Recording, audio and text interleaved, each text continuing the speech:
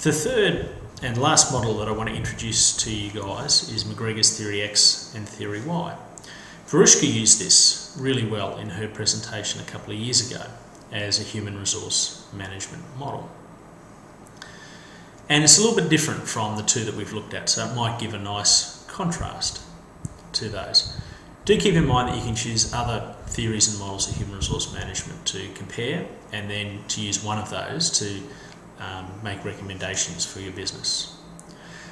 So the idea of Mcgregor's Theory X, Theory Y model is that there were two different types of managers, okay, and two different groups of employee assumptions that underlined it. So Theory X assumed that employees, workers, don't like working. They don't like to take responsibility. They need to be directed exactly what to do.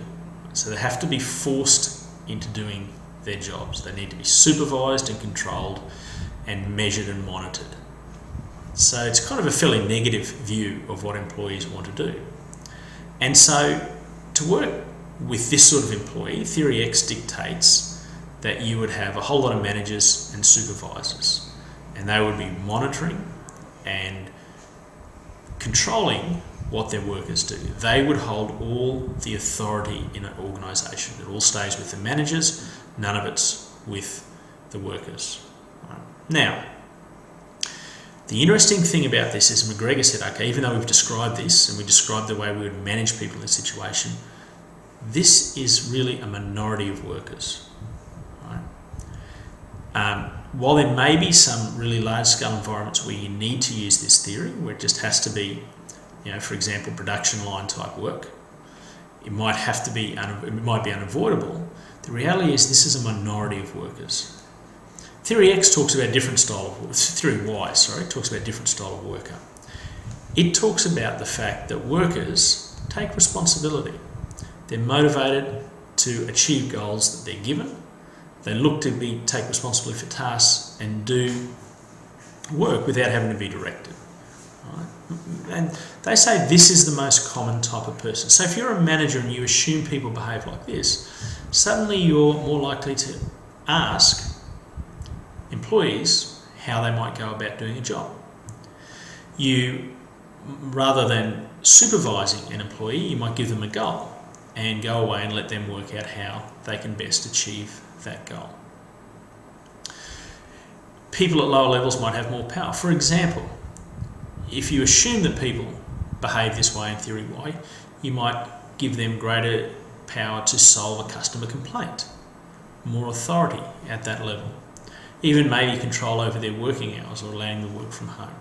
So it's a very different style of management.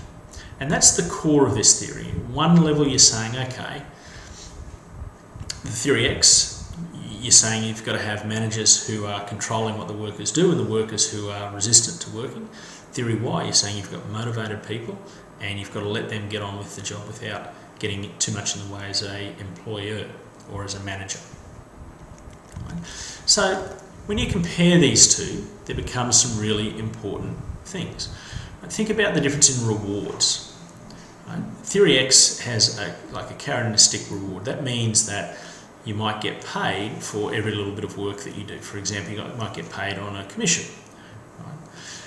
In Theory Y organisation, right, employees will be given the opportunity for promotion, right, and they'll be given feedback, but it won't be feedback that kind of controls what they're doing. It'll be feedback to say, how can you improve? Do you want to take on some more responsibility in this role? And so let's think about it in a practical sense. We talked about Subway. Right? And if we have a look at a lot of the Subway systems, there's going to be a lot of Theory X around them. You have rosters where you have to show up. You have fairly simple tasks that you're given. You have to make the sandwiches, you have to do food preparation, you have to clean up in set and structured way. But there is a lot of you being forced and supervised to do the work. Theory Y would say, okay, are there ways that we can acknowledge the good work of our staff? Are there ways that the staff at Subway can participate in decision making? Right? Is there more responsibility that they could take on? Right? Rather than just preparing, could they take on some responsibility for ordering and managing some of the different systems in the store? Perhaps local marketing would be something that they might take on as an area of interest, allowing them to be more creative. So they're the sort of specific management theories that you could use if you wanted to take more of a theory Y approach to management of staff at Subway.